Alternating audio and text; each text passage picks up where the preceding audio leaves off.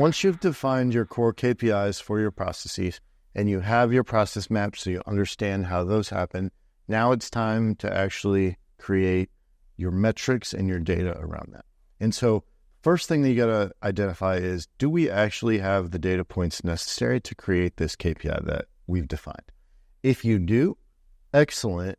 The next step is to build a data dictionary, which we're going to talk in just a moment. If you don't, I'm going to pause for a second and talk about that. If you don't have the data that you need, then you need to come up with a mechanism to create it. That can be systemic, that can be creating logs, although it seems counterintuitive to add in manual steps to add additional logs or data points, but it is very, very important that you measure the KPIs on each individual process, because otherwise, how do you know if you're successful or not? And how do you identify where to improve if you're not measuring the output of those processes? So if you don't have the data that is necessary, that's step one. Create a mechanism for creating that data.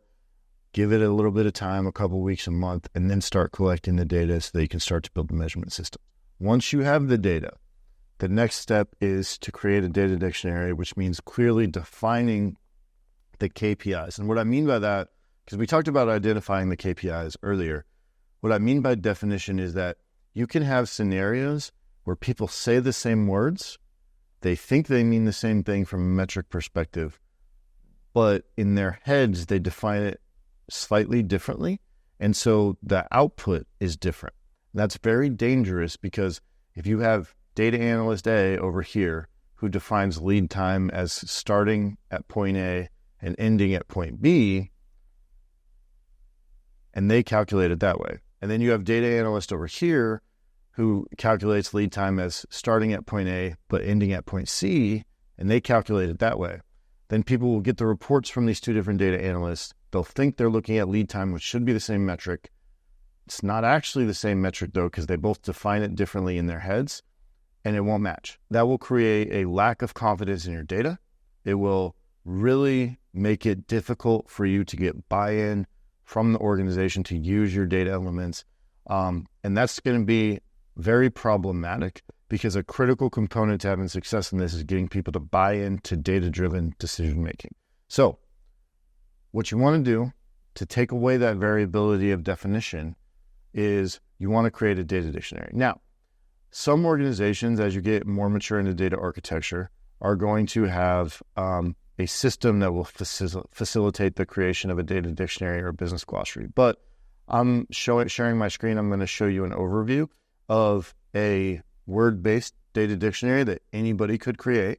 And I'm going to highlight really the core components that you want in any data dictionary, because the structure is not as important as what it contains, the content. And the core content, in this example, we just have a single definition of production cycle time to tell you how to build it. So this is an example of what a data dictionary might look like, and processing time as the core metric. So a couple of components that you want is the purpose or the topic. So what does this mean in layman's terms? The measurement unit. So what's the actual data type that you're measuring? The description or the actual definition. Any additional notes that you want to have. The calculation itself, the source of truth, and metrics that are related to this so you can tie them together. So I went through that pretty quickly. Let me reiterate the most important components of a data dictionary. There are 3 things that are vital to a data dictionary. The other things that are in this example are kind of like dealer's choice. If you like them, you can have them, but you don't have to. But what you have to have is A, the term itself. So in this case, processing time. What is the metric? And the name of the metric. B, what is the definition in business terms? What does this mean to the business? C, what is the technical definition? Meaning, how is this actually calculated? What is the source of truth for the data that we are using? And what is the actual calculation that we are using to calculate this metric? Those 3 components are vital to a data dictionary, because that's what creates the standardization. You have to say, what is the term? What does this mean to the business? And technically, how do we calculate it? Meaning we use these fields from these tables in these systems, and we use this function to calculate this metric. That will create standardization that, when applied across the organization, will take away the volatility in how you're reporting your data.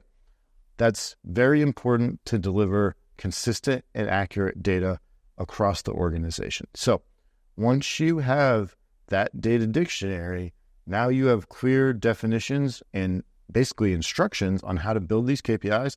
Now, either yourself or distributing to a team of data analysts inside your organization, you can start to use these definitions to build the reporting that you want around the core metrics for your key processes.